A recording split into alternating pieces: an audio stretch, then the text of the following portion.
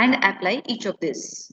Let us start with the first uh, usability principle or the principles to support usability. They can be again categorized in three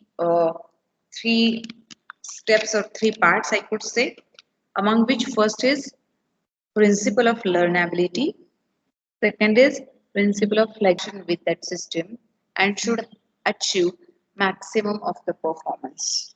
Right? In less number of least in very less amount of time, user should be able to have user friendly interaction with the system and should achieve the maximum performance. That's the ultimate goal. Okay, when I talk about flexibility, it is nothing but how much flexible your interface design is.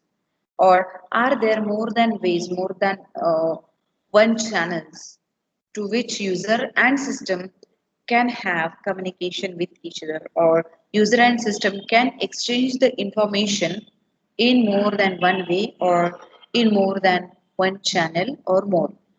So we should remember our design should be as much as flexible as possible. Third principle, robustness. It is about level of support which is provided to the user, system user, in determining the successful achievement and assessment of goal or behavior, directed behavior. So, how much strong your support is in order to use, okay, in the user's perspective. Okay.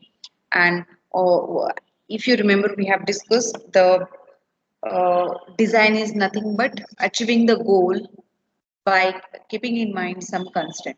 So user should be easily able to assess whether the goal is achieved successfully or not. And in order to do that assessment, what kind of support is provided by your design or system to the user. So these are three main categories of the principles. Now, each of these category is again having very minor rules, or at our level it might seem to be very minor one, but they plays very important role in the design of the system. So if we start with the first category, that is learnability principle, the very first among the learnability is predictability. Predictability means whenever user is using any system, can the user predict what could be the next action to be performed in order to interact with the system, or what could be the next possible operation that I can do or that I can perform with the system. Okay, that is nothing but operation visibility. Right. So, in order to do or in order to have this predictability in our system, we should remember that we should be able to determine the effect of future actions, what that user can perform based on the past actions or past interaction history that user has with the system. If I want to give you example for this, let us take one example of a simple mathematical puzzle. Okay, and in that puzzle you are given or you are given with some two or three numbers. Okay, you will be present with a sequence of three or maybe more than three numbers, and you are asked what would be the next number in the sequence. I hope you might have played this game or puzzle, mathematical puzzle. Okay, so is that possible for you to predict what would be the next third or fourth number possible in the given sequence or existing sequence? So that factor should be reflected in the interface design. How easily user can easily guess or predict the next possible action or next possible operation. So one more example, while playing the cards game in computers or laptops, it gives us hint what could be the next possible move for you, right? So something like that. So this predictability principle talks about that visibility of the future operations or the future actions. One more example, suppose you have created a complex picture using your any graphical interface or graphical drawing package. Okay, and after drawing that complex picture, you leave that picture for few days. You forget about that, suppose, and after some days you go back to that picture, and now you want to change a bit in that complex diagram or a picture, then how much you remember कि आपने वो picture या वो diagram कैसे बनाया था, right? Do you remember whatever past interaction you had with that? So does your system has any provision to predict the next possible action which you can perform, right? That is the that could be again one second example to understand this predictability principle. I hope you are getting uh, what this principle talks about or saying about. Yes, predictability. Three examples we have discussed. One is about the mathematical puzzle. Second, playing card game, which gives us hint about the next possible move. Okay, and third is about that complex drawing which you have drawn and you have forgot for some days, and after some days when you wanted to change a bit in that, you're easily, yeah, we are not remembering what I did. Okay. So basically, the notion of this predictability principle is dealing with the user's ability to determine the effect of operations on the system. Okay, so we can again relate this to the short-term and long-term memory of the human, right, which we have discussed in the first unit, fundamentals of HCI. Now let's move to the second principle of learnability, that is synthesizability. Now, what is synthesizability? So previous predictability was focusing on the user's ability to determine the effect of future interaction. But this synthesizability principle is working on the assumption that user has some mental mode, right? Mental health, or if you remember, in the first unit we have discussed about human memory, human psychology, human mind state, all that stuff. Okay, so user has its own assumption about how system behaves. Okay. And the predictability was not talking anything about the way user forms the mode of this system's behavior. Okay. So synthesizability is mainly focusing on the assessment of the effect of the past action. जो भी user ने previously interaction किया है system के साथ, उसका effect क्या हुआ, उसका assessment is about the synthesizability. For example, you have two systems. Okay, one system is having command line interface to do some interaction, and one system is having visual desktop icon, which nowadays we are using. Okay, and you want to move some files from folder A to folder B, suppose. Okay, so through command prompt आप क्या करोगे?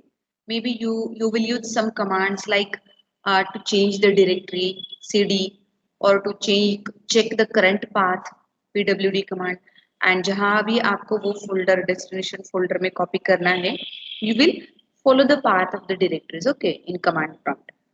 But second example or second scenario, if I talk about desktop systems, visual desktop systems, where I can easily drag and drop the files, copy paste, cut paste, and drag drop I can do, and I can easily check whatever I did, is it done correctly or not.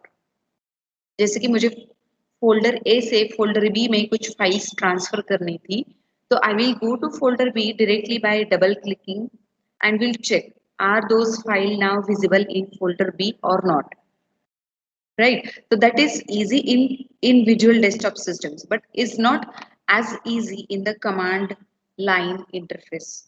Okay, second example, let us consider word processor. Okay,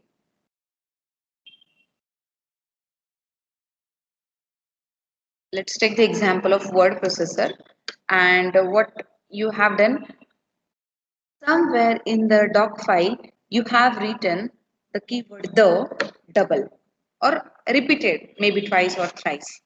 Let's take it is repeated twice in a doc. Okay. And that I remind, और वो मुझे थोड़ी देर बाद पता चला. After complete doc is written and saved, then I reminded that I have written or I have repeated the keyword the more than one places twice. So what I could do, I could find and replace, right? I could find and replace the keyword the space the with single the.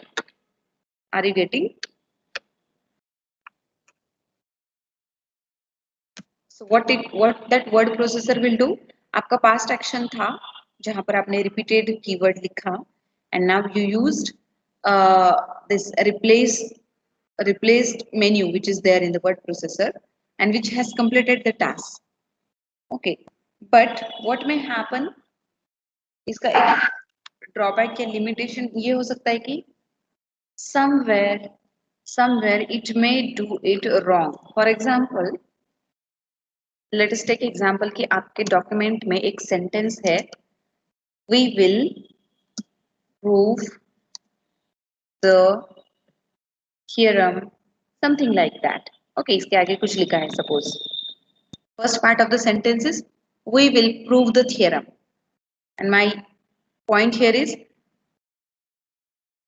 there are two keywords again here in the sentence the and the. Getting it? And after replacing this what happened? This is replaced with single the. तो आपका grammatically क्या हुआ sentence? We will prove क्योंकि उसने replace किया the space the को एक ही the से राइट और आगे का सेंटेंस लेट अस अज्यूम कि वो एज इट इज है but which is grammatically mistake और error right so it may happen are you getting the point synthesizability principle sometimes it may prove wrong or sometimes it may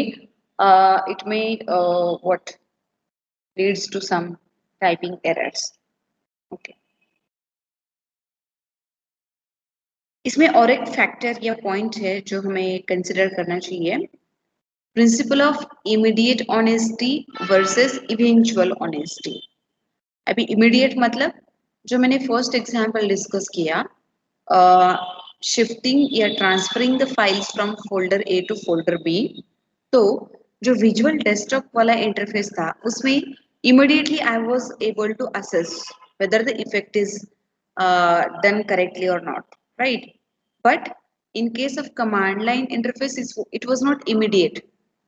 It was not immediate, whereas it was eventual, right? Because मुझे फिर से command prompt से path change करके directory या folder D में जाना पड़ा और check करना पड़ा कि जो भी files मैंने folder A से copy करके transfer की थी, are they all visible in folder B now or not?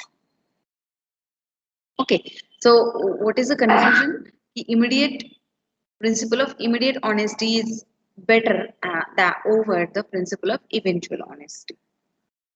Okay, so the effect which we synthesize or assess should be possible immediately and not eventually. Okay.